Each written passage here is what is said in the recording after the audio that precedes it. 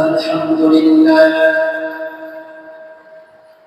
الذي جعل الشمس والقمر بحسبان والنجم والشجر يسجدان وفضل زمانا على زمان كما فضل مكانا على مكان وإنسانا على إنسان ونشهد أن لا إله إلا الله وأشهد أن محمدا عبده ورسوله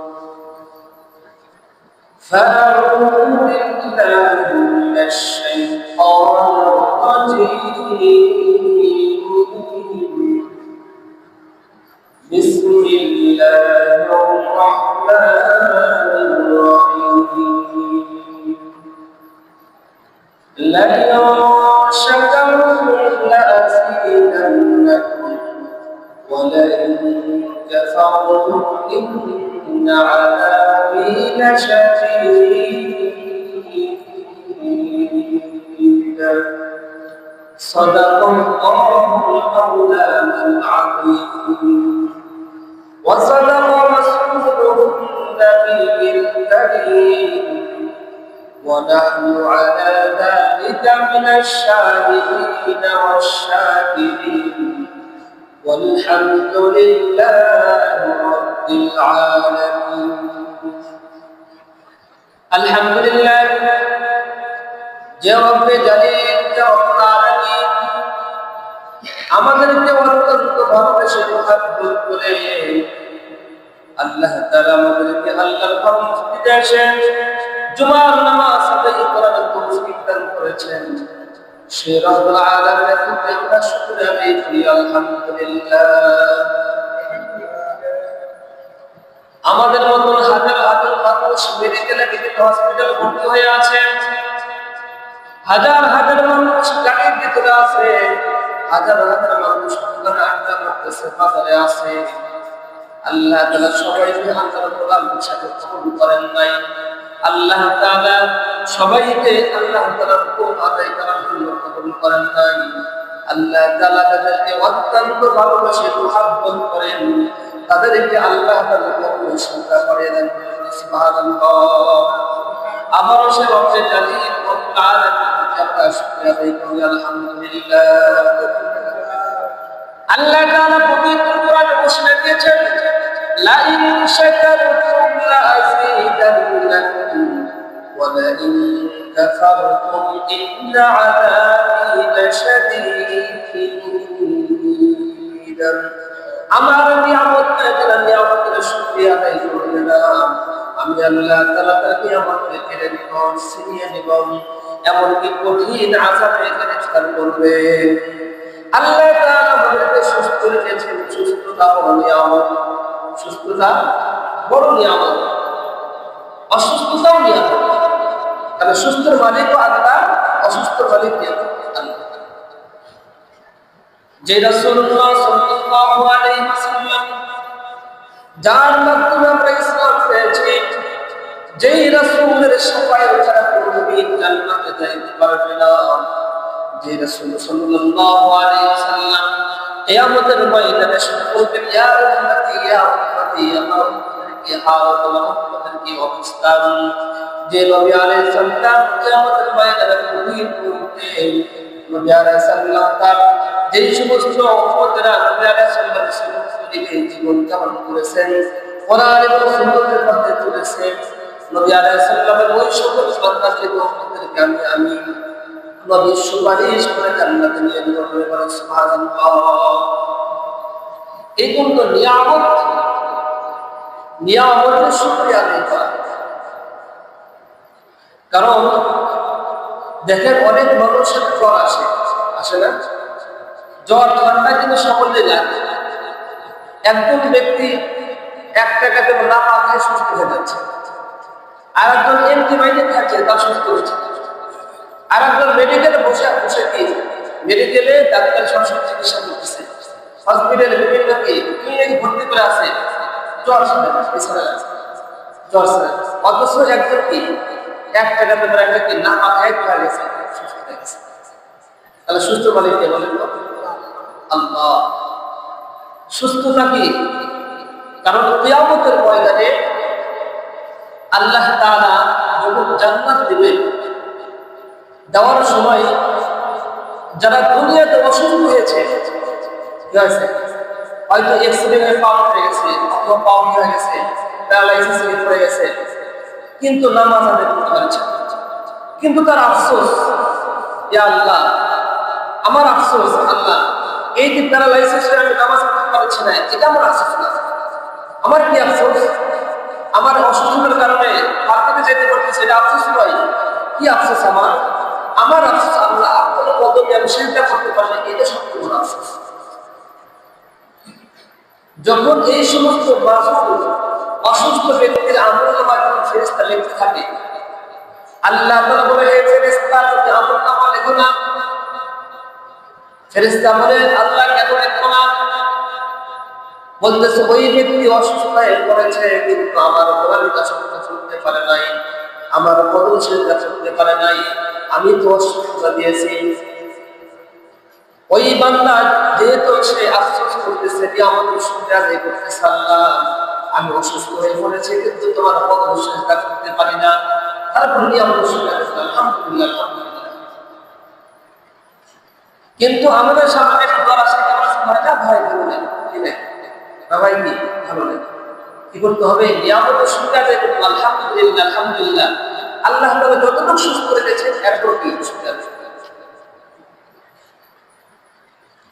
তাহলে বলতেছিলাম কিয়ামতের ময়দানে এই ফেরেশতা আল্লাহ তাআলা বলেন যে বান্দা, আমার বান্দা যেহেতু আমল করতে পারে নাই, আমার কদমে সেজদা করতে পারে নাই, যা সুস্থ ব্যক্তি যেই কোনো পরিমাণ আমল করলে যেই সব দেওয়া হবে, আমার অসুস্থ ব্যক্তিও সেই পরিমাণ সব আমল করতে পারে।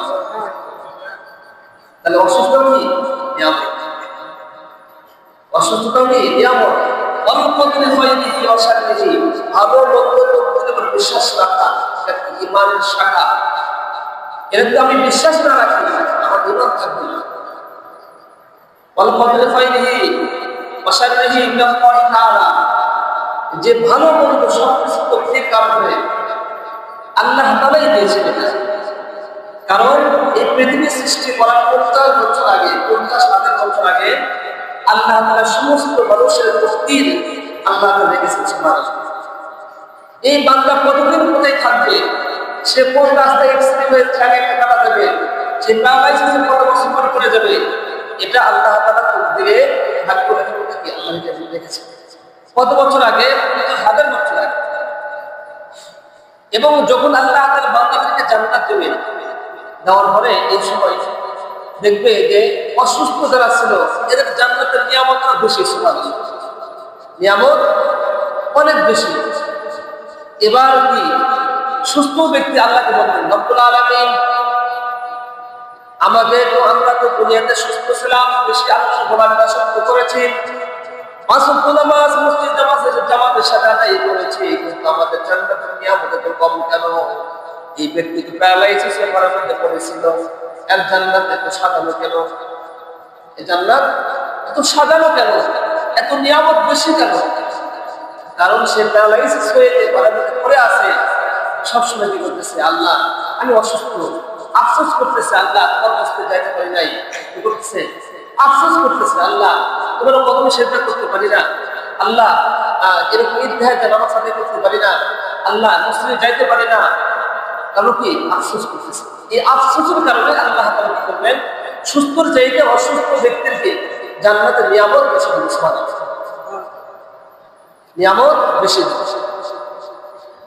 হযরত ইমরান ইবনে হুসাইন রাদিয়াল্লাহু তাআলা সরকারে দো আলম মুহাম্মদ রাসূলুল্লাহ সাল্লাল্লাহু আলাইহি ওয়াসাল্লামের জামানায় ইমরান ইবনে হুসাইন রাদিয়াল্লাহু তাআলা অসুস্থ হয়ে পড়েছেন। কেমন অসুস্থ হয়েছেন? ইমরান ইবনে হুসাইন রাদিয়াল্লাহু তাআলা এর প্রত্যেকটা রগের মধ্যে যে রক্ত আছে রক্তগুলো পানি হয়ে গেছে, তার শরীরে যে রগ আছে রগের কি রক্ত কি হয়ে গেছে, পানি হয়ে গেছে, কি অবস্থা হবে। এবং ইমরান ইবনে হুসাইন রাদিয়াল্লাহু আনহু ইনি এদিকে ঘুরতে পারে না, এদিকে ঘুরতে পারে না, এবং বসেও থাকতে পারে না, দাঁড়াও থাকতে পারে না, এবং কি সে শুয়েও থাকতে পারে না। কেমন থাকে, সে চেয়ারের সাথে পিঠের সাথে হেলান দিয়ে সে সারা জীবনকে অতিবাহিত করেছে। তার সাথে চেয়ারের সাথে হেলান দিয়ে এদিকে ঘুরতে পারে না, এদিকে ঘুরতে পারে না। এবার মুজাররিদ ইবনে হুসাইন রাদিয়াল্লাহু তাআলা আনহু, মুজাররিদ ইবনে আব্দুল্লাহ রাদিয়াল্লাহু আনহু, ইনি যায় নবী আলাইহিস সালামের সাহাবী, যা দেখে ওই সাহাবী বাড়িতে গেছে দেখার জন্য, যা দেখে সেই সাহাবী মুজাররিদ ইবনে আব্দুল্লাহ বলেন যে আমি যখন ওই সাহাবী বাড়িতে গেলাম, যা দেখি এত অসুস্থ হয়ে পড়েছে যে সে এদিকে ঘুরতে পারে না, এদিকে ঘুরতে পারে না। তখন মুজাররিদ ইবনে আব্দুল্লাহ রাদিয়াল্লাহু তাআলা এই অসুস্থতা দেখে বলতেছেন যে দোস্ত, তুমি তো নবীর সাহাবী, তোমার এই হালত, এই অবস্থা, তুমি এদিকে ঘুরতে পারো না, এদিকে ঘুরতে পারো না, বুঝতেও পারো না, দাঁড়াতে পারো না, এত অসুস্থ তুমি। এটা বলতেছে না, কান্না করতেছে, এটা বলতেছে আর কান্না করতেছে। এবার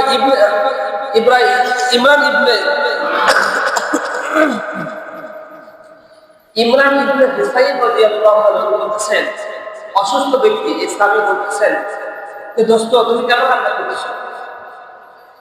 বলে তোমার এই অসুস্থতা দেখেই আমি কান্না করতেছি।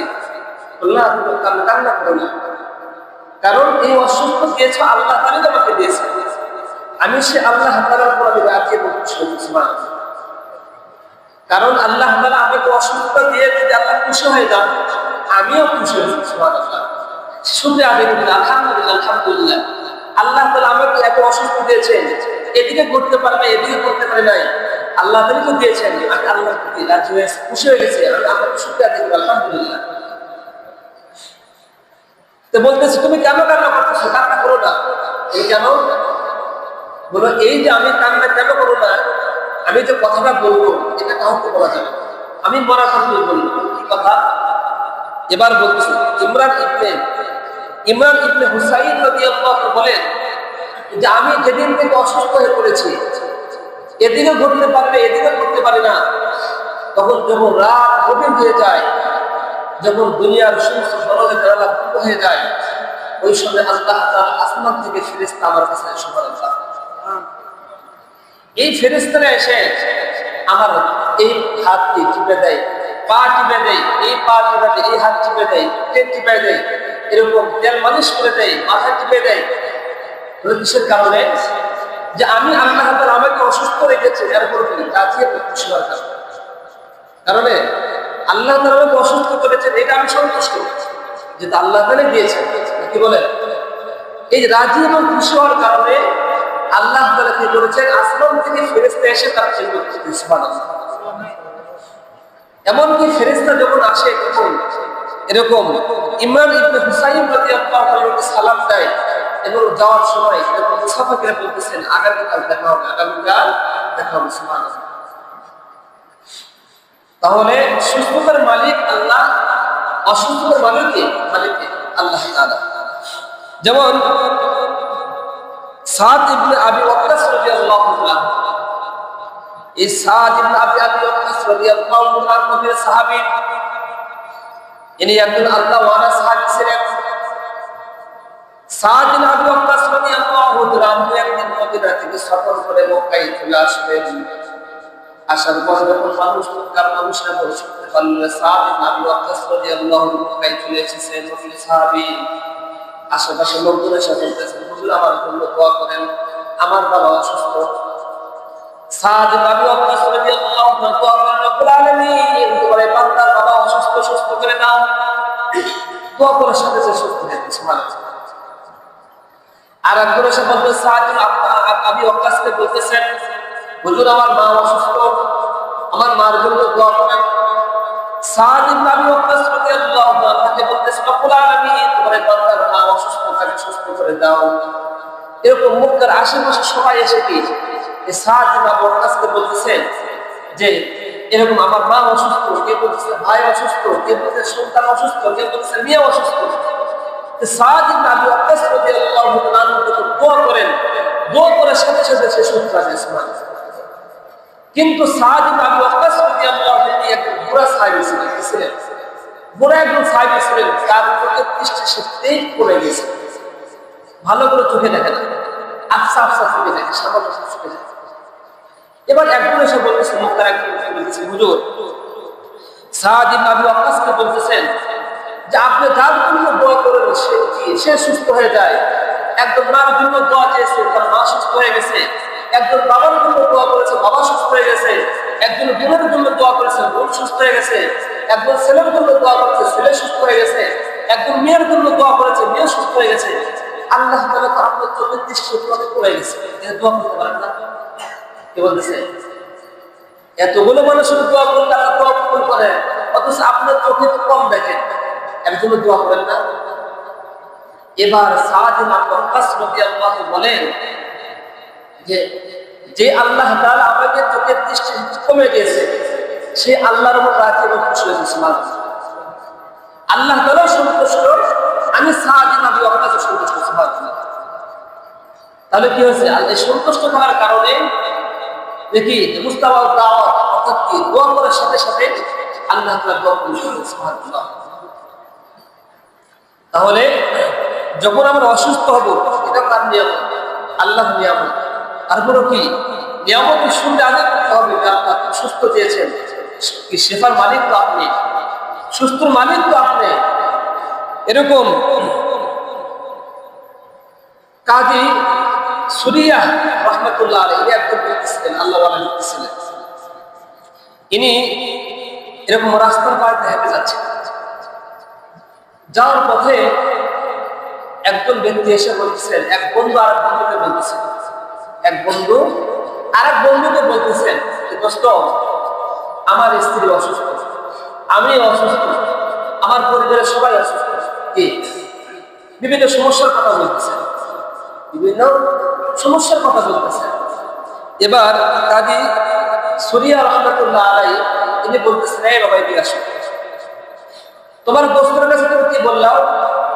বলে আমার মনের ভাব প্রকাশ করলাম। কি বললাম? আমার স্ত্রী অসুস্থ, আমার বাড়িতে অশান্তি হয়ে আছে, সবাই পরিবার মধ্যে সবাই অসুস্থ হয়ে পড়েছে, আপনি আলোচনা করলেন। যে বলতেছে যদি তোমার সে শত্রু হয় তাহলে সে খুশি হবে, তাই হবে না? আমাদের আশেপাশে শত্রু আছে আমাদের, দেখেন কি শত্রু যদি কোনো বিপদ দেখে আর এক শত্রু করে বুঝতে বুঝতে হাসিয়ে দেয়, তাই না? এবার কাম হয়ে গেছে। আর যদি সে ব্যক্তি কি হয়, তোমার প্রকৃত বন্ধু হয়, তাহলে কি হবে? আফসোস করতে অবস্থা হয়ে গেছে, আফসোস করবে না? আফসোস করবে। এবার কাজী সুফিয়া রাহমাতুল্লাহ বলেন যে বাবা, তুমি এই যে তোমার সমস্যার কথা তোমার বন্ধুর কাছে বললাম, সে যদি শত্রু হয় তাহলে সে খুশি হবে, আর বন্ধু হলে সে আফসোস করবে। এই সমস্যার কথা যে কাজী সুফিয়া রাহমাতুল্লাহ বলেন যে আমি আজ থেকে 25 বছর হলো চোখে দেখতে পারি। কি দেখতে পারি না? 25 বছর হলো আমার চোখের দৃষ্টি শক্তি নাই, তারপর আমার স্ত্রী তৌহিদ করে নিয়েছে। আমি তো অন্ধ হয়ে গেছি, আমার স্ত্রী কাজ করতে বলে নাই, আমি অন্ধ হয়ে গেছি। কারণ আমি অন্ধ হয়ে গেছি, আমি আল্লাহ তাআলাকে কার কাছে বলতে হবে? আল্লাহর কাছে বলতে হবে। আমি এই যে অসুস্থতা আমি গোপন রেখে আল্লাহর কাছে বলি, কার কাছে বলি? আল্লাহর কাছে বলি। তাহলে আল্লাহ তাআলা তো শেষ আসমানে সেরকম সবকিছু রাখতে থাকে, কে আছে অসুস্থ, কে আছে অভাবগ্রস্ত, কে আছে অসুস্থ, আমার কাছে যাও। কে আছে সমস্যার মধ্যে, কার কি সমস্যা, আমার কাছে যাও, আমি আল্লাহ তাআলা সমস্ত সমস্যাকে সমাধান করব। সুবহানাল্লাহ। এই জন্য আল্লাহ তাআলা বলতেছেন, বান্দা তোমার সমস্যার কথা যখন তোমার প্রতিবেশী তোমার বন্ধুর কাছে বলবে, সে যদি শত্রু হয় তাহলে কি তোমার শত্রুতাকে করার চেষ্টা করবে। তাহলে তোমার সমস্যার কথা আমি আল্লাহ তাআলার কাছে গিয়ে বলো, আমি আল্লাহ তাআলা তোমার সমস্যাকে দূর করে দেব। সুবহানাল্লাহ। এই জন্য সুস্থতার মালিককে আল্লাহ, অসুস্থতার মালিক কি আল্লাহ তাআলা। এই জন্য আল্লাহ তাআলা বলেছেন, লা ইন শাকারতুম লাযীদান্নাকুম ওয়া লা ইন কাফারতুম ইন্না আযাবি লাশাদীদ। তোমরা নিয়ামতের শুকরিয়া আদায় করছো। যাই হোক, আল্লাহ তাআলা আমাদের সকলকে সুস্থ রেখে জুমার নামাজ জামাতের সাথে আদায় করে এবং কোরআন এবং হাদিসের দুইটা কথা বলা এবং শোনার তৌফিক দান করেছেন। সে রব্বে জালিল